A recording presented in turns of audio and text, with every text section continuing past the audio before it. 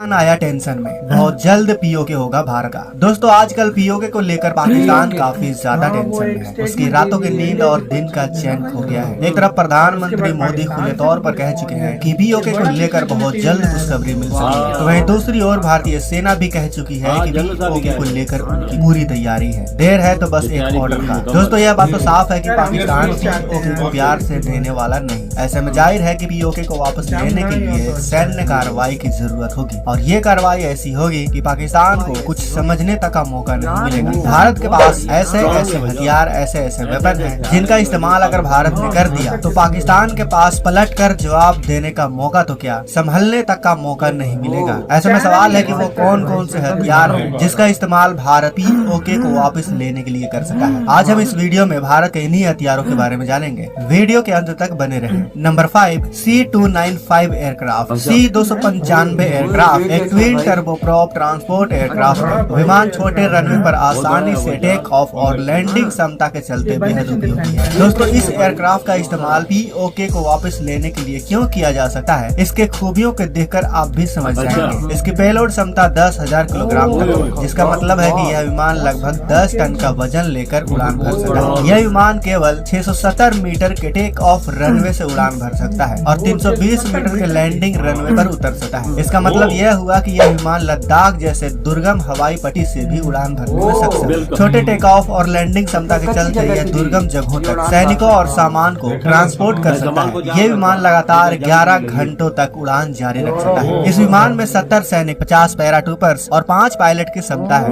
C-295 विमान को VIP transport, medical execution, सैन्य संचालन, हवा से हवा में ईंधन भरने के साथ साथ नागरिक और मानवीय मिशन के लिए कॉन्फ़िगर किया जा सकता है। विमान को एक ट्रांसपोर्ट एयरक्राफ्ट के तौर पर भारतीय सेना को सौंपा गया है, मगर यह एक स्वदेशी इलेक्ट्रॉनिक वॉरफेयर सूट से भी लैस है। इलेक्ट्रॉनिक वॉरफेयर सूट मूल रूप से दुश्मन का रडार, रेडियो और इलेक्ट्रॉनिक सिग्नल को जैम करने के लिए इलेक्ट्रोमैग्नेटिक स्पेक्ट्रम का उपयोग करते हैं। इससे दुश्मन पूरी तरह से अंधा, गूंगा और बहरा बन जाता है और दुश्मन को हमारी कोई भी मूवमेंट का पता नहीं चल पाएगा। Number 4 Chinook. दोस्तों पीओके को वापस लेने के लिए भारत को बहुत जल्दी यानी बहुत तेज एक्शन में आना होगा और पीओके में भारतीय सेना को बहुत जल्द उतारना होगा। सैनिकों की संख्या इतनी होनी होगी कि पाकिस्तान पीओके पर दोबारा कब्जा न कर सके और सैनिकों को पीओके में पहुंचाने के लिए चिनूक एक बेस्ट ऑप्शन हो सकता है। भारतीय वायुसेना के पास 15 बोइंग निर्मित चिनूक हेलीकॉप्टरों का बेड़ा है। इसकी टॉप स्पीड 310 किलोमीटर प्रति घंटा है। यह दुनिया के सबसे तेज हेलीकॉप्टर में से एक है। इससे 25 से 30 जवानों को आसानी से एक जगह से दूसरे जगह तक पहुँचाया जा सकता है। मल्टी क्लास का यह हेलीकॉप्टर 9.6 टन वजन उठाने में सक्षम है। टॉप और बख्तरबंद गाड़ियों के अलावा भारी मशीनरी लाने और ले जाने में भी सक्षम है। अमेरिकी कंपनी बोइंग द्वारा निर्मित किया गया चिनूक हेलीकॉप्टर अधिक ऊंचाई पर उड़ान भरने में सक्षम है। चिनूक भारी भरकम सामान को काफी ऊंचाई पर आसानी से पहुंचा सकता है। Number 3 Chilka anti aircraft. दोस्तों पीओके को वापस लेने में सिल्का का भी अहम रोल हो सकता है। पाकिस्तान ने हाल ही में ड्रोन का इस्तेमाल काफी बढ़ा दिया है। पाकिस्तान के पास चीनी निर्मित और तुर्की का बाहर कतार ड्रोन भी है, जिनका इस्तेमाल तिल मिलाया पाकिस्तान जरूर करेगा। इसीलिए उनके ड्रोन या एयरक्राफ्ट को मार गिराने का काम करेगा सिल्का एयर डिफेंस, क्योंकि यह टैंक की तरह है और यह पीओके के अंदर घुसकर भारतीय सेना की पोजीशन को बचाए रखने में मदद कर सकता है। सिल्का क्वाड 23 मिलीमीटर गन से लैस है। इसके फायर करने की दर 3400 राउंड प्रति मिनट है। इस विमान विरोधी प्रणाली ने कई युद्धों में हिस्सा लिया है और दुश्मनों के दांत भी खट्टे किए हैं। नंबर 2